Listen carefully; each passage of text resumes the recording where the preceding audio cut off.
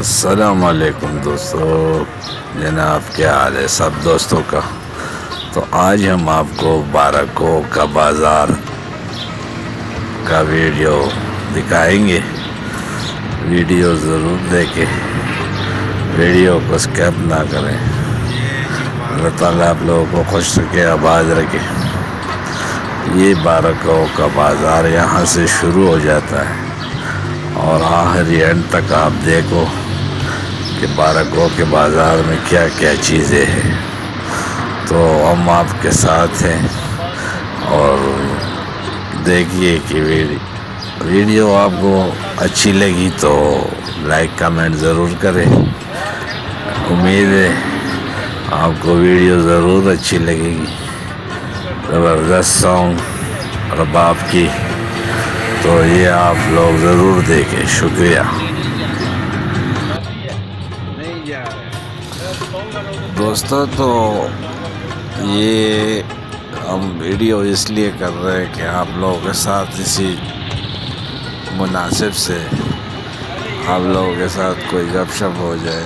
اگر کسی نے سیکورٹی میں بھرتی ہونا ہے تو ہمارے ساتھ ضرور رابطہ کر سکتے ہیں۔ میٹرو گارڈ سیکورٹی کا نام یاد رکھیں جناب۔ امید ہے کہ آپ ہمارے معیار کے مطابق اتر جائیں گے۔